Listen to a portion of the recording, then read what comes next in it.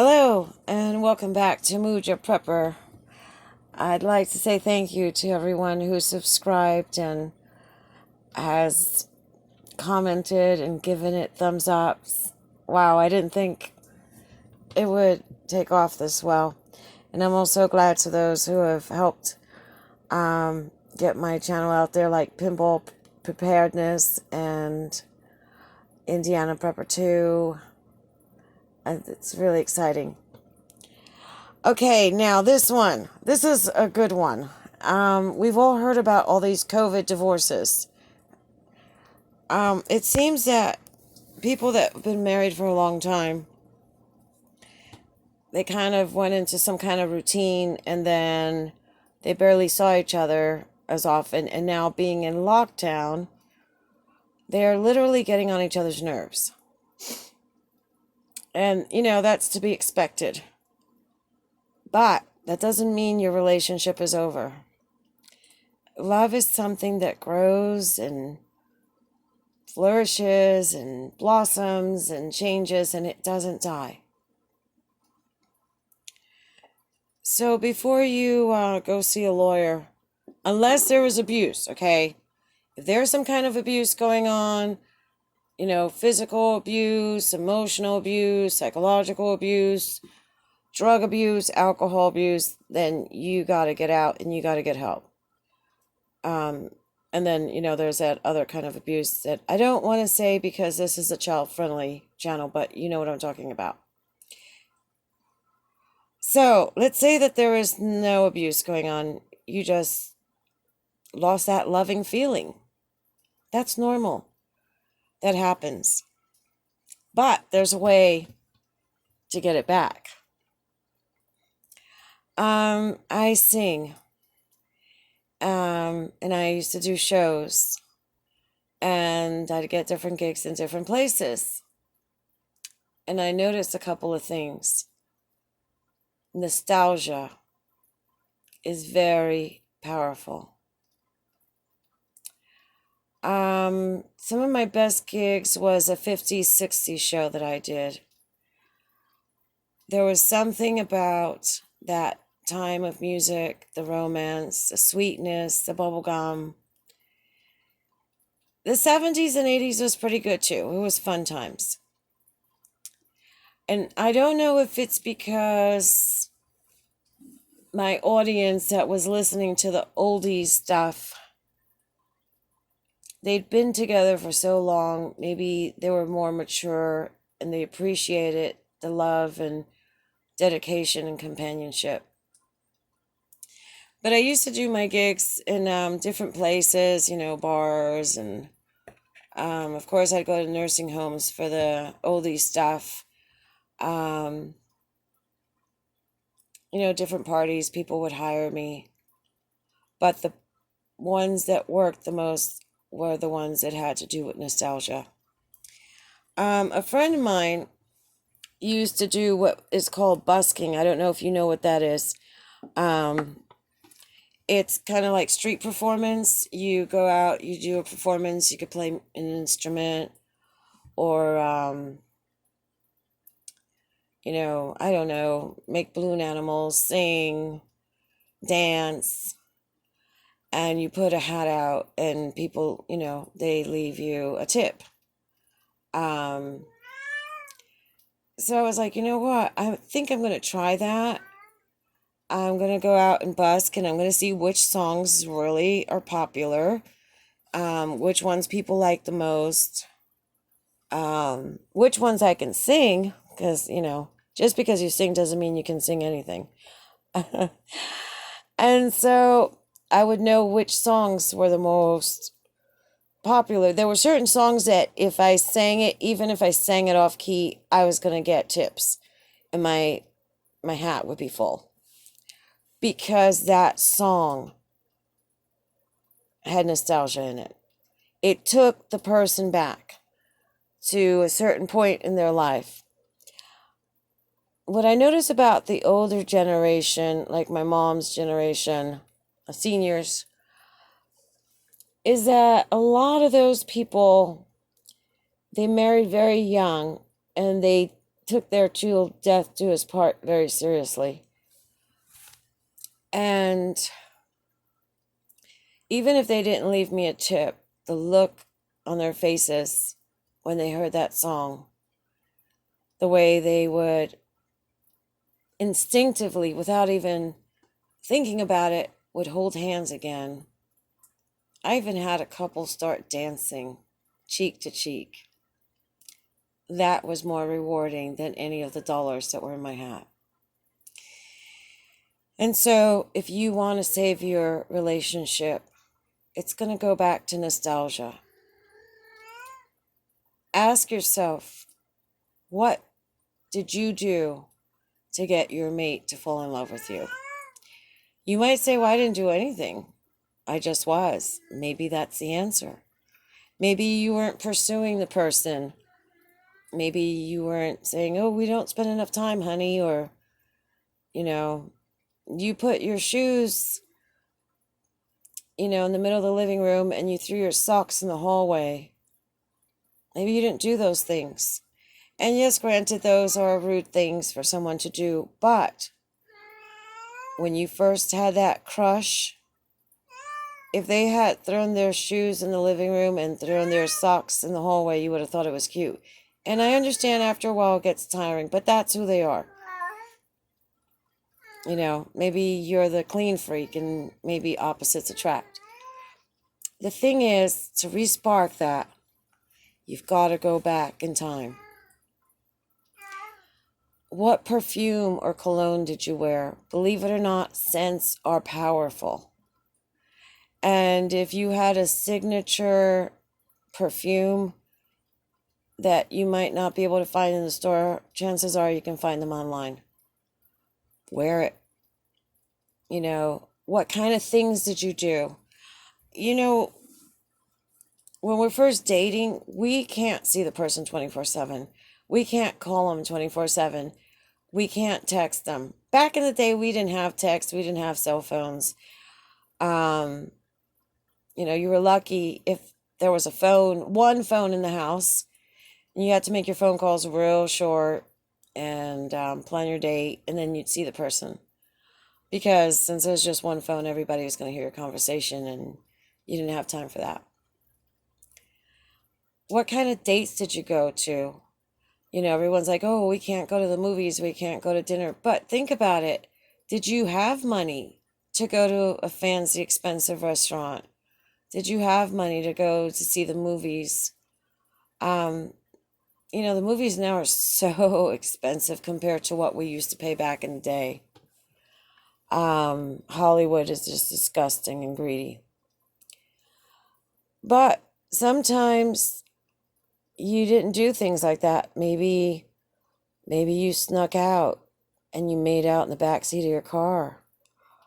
If you got kids and you got to go sneak out for a makeup session, that's just as fun as when you had to sneak away from your parents now, isn't it? That naughtiness that we might get caught. Oh my God, I told my mom I was at the library and here I am with you. Or I can't stay out too long because my dad's going to find out and he's going to get mad. That, believe it or not, brings spark. It brings that danger that, oh my God, if we get caught together. Another thing that was very, very popular, and it's sad because it's such an art form, was the love letters. We would get some really pretty stationery and squirt perfume on it, of course, that signature fragrance of ours, and just write the mushiest love letter. I remember writing letters to a boy that I loved, and they were kind of stupid, kind of corny, but they were like, I love you, I adore you, I can't wait to see you again.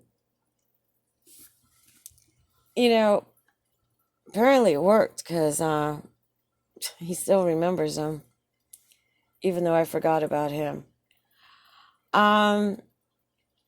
But those things are so important. And that's how you get your relationship to work during these difficult times.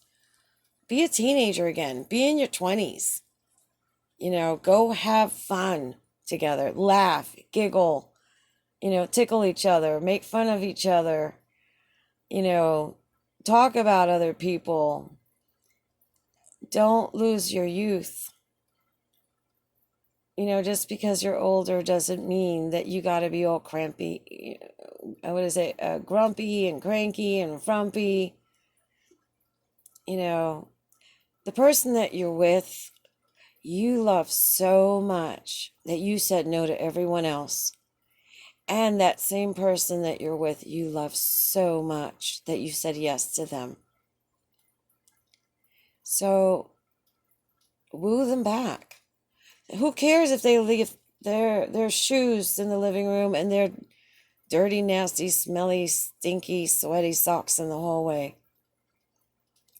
You're with that person that you would dream about, that you wanted so much. And you're so lucky to have that person. Don't nitpick them. It's that same person you fell in love with. Sorry about that.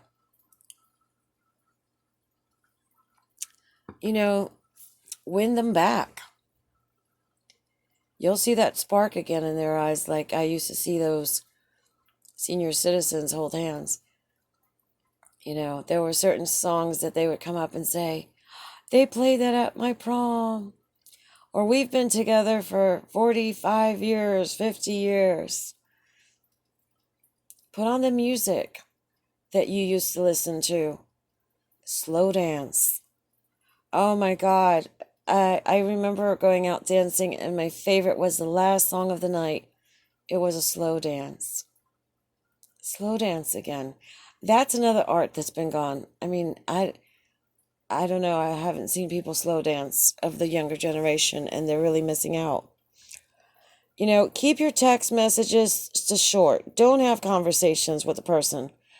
Text messaging is great for little pieces of information, like here's an address, here's a phone number, or, running late, that's it.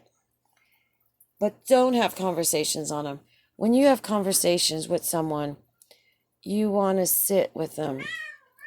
You want to see their body language. You want to look into their eyes. You want to see their expression. You want to be able to communicate with them. And a lot of communication is not just the words that we say, it's how we say it, the tone of voice, the posture, the speed in which we say certain things.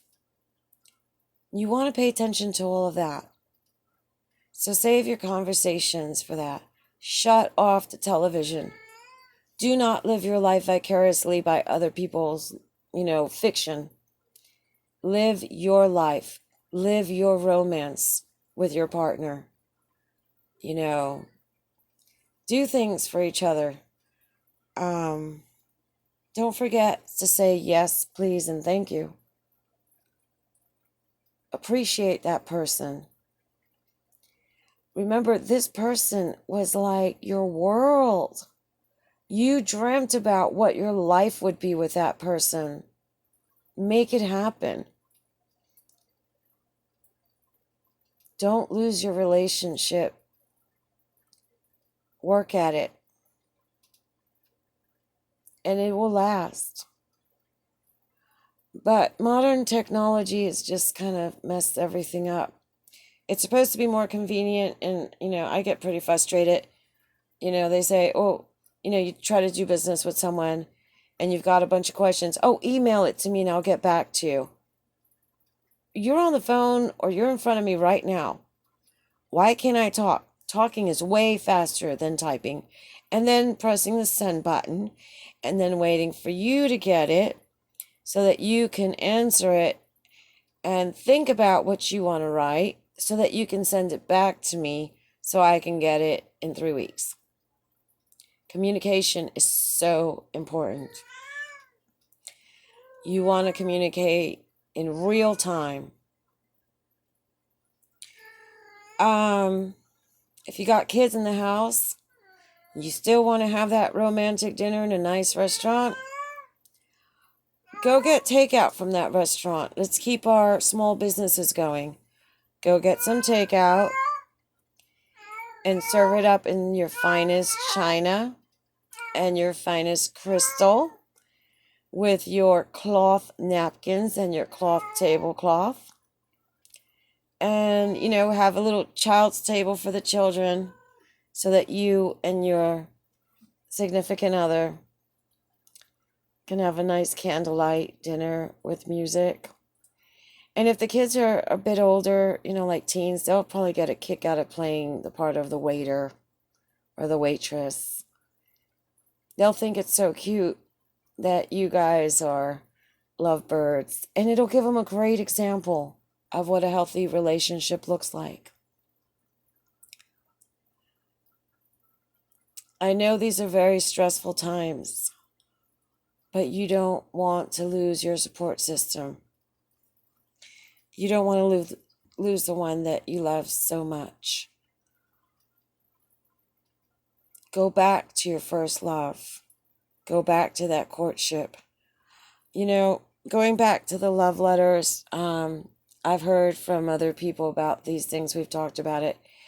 And this one girl told me that her boyfriend in high school would leave her a little note from a little notepad in her locker every day, just saying, "Good morning, I hope you have a great day. Can't wait to see you in sixth period.